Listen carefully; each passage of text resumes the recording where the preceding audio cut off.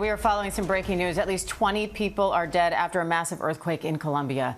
The U.S. Geological Survey says a magnitude 7.4 earthquake hit this morning about 150 miles west of Bogota. In addition to the deaths, officials are reporting several injuries and collapsed buildings and say thousands are evacuating. And now the area is on alert for possible aftershocks. Let's bring in Lama Hassan for more. Lama, what are the latest on the search and rescue efforts? Yeah, hey Diane. So we understand that the Colombian president, he says that he's on his way to Bogota right now to lead the search and rescue operation. He has also ordered an emergency center to be set up immediately. That's the information that's coming into us right now, Diane. And what do we know so far about the extent of the damage? Yeah, so the information is still coming in, but what we know right now is that, as you said, a powerful earthquake measuring 7.4 has hit the western part of Colombia just after 7:30 a.m. local time, about 150 miles west of the capital, where it was also felt in Bogota. Local officials telling media outlets that at least 20 people have been killed and that they believe more are trapped beneath the buildings. There are real fears that this number could go up. The earthquake also causing significant damage. You can see the video there. Reports coming in of people evacuating their homes and rushing out of buildings for safety. You can see the dramatic video showing some of the buildings swaying and some of them even collapsing. Posting on social media, the governor of Choco region, where the epicenter of the quake is, she says that there are injuries and severe damage to some buildings, adding that they are now concerned about aftershocks. And of course, don't forget that this comes after those recent deadly twin earthquakes, Diane, that hit neighboring Venezuela that has killed more than 6,100 people. Diane? Lama Hassan, thank you. And USGS seismologist Susan Huff is here for more. Hi, Sue. Thank you for coming on.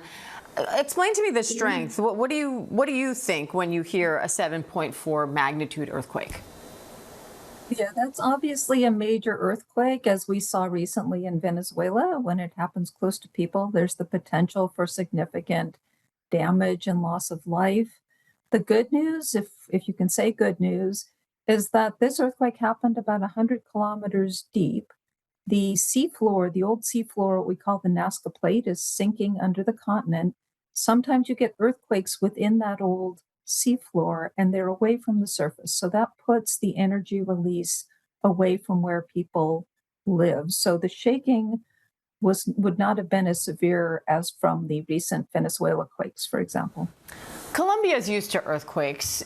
What do you think makes this one different, or is it? Well, so we call these inter-slab earthquakes. They happen within the subducting slab. This is quite large for that kind of earthquake, and we're seeing the effect. The way those earthquakes break, they also tend to release energy in a way that damages buildings. And there were a lot of people. There were 1.5 million people we estimate were exposed to what we measure as intensity 7 shaking. That's shaking that can cause significant damage. Colombia sits on the boundary between the tectonic plates. So how does that affect how strong quakes there are? Well, you get earthquakes along active plate boundaries. You get different types. You get large earthquakes that are on the boundary between the subducting slab and the overriding plate. Those earthquakes can be very, very large, up to magnitude 9. These inter-slab earthquakes, they're intermediate depth. They're usually smaller than 7.4, but they can get, as we've just seen, quite large and large enough to cause damage. They're 100 kilometers deep, but if you go to the surface, there can be a lot of people in those mountainous regions that are directly above the earthquake. The governor near the epicenter says now they're worried about aftershocks. What kind of aftershocks do you expect after a quake like this?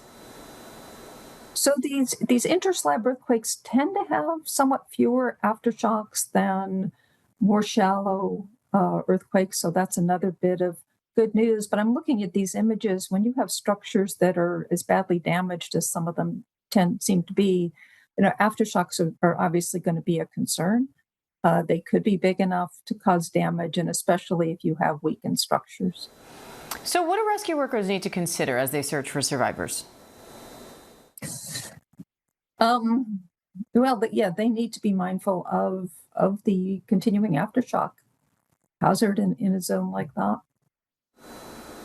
All right, USGS seismologist Susan Huff, we appreciate your analysis. Susan, thank you. Thank you.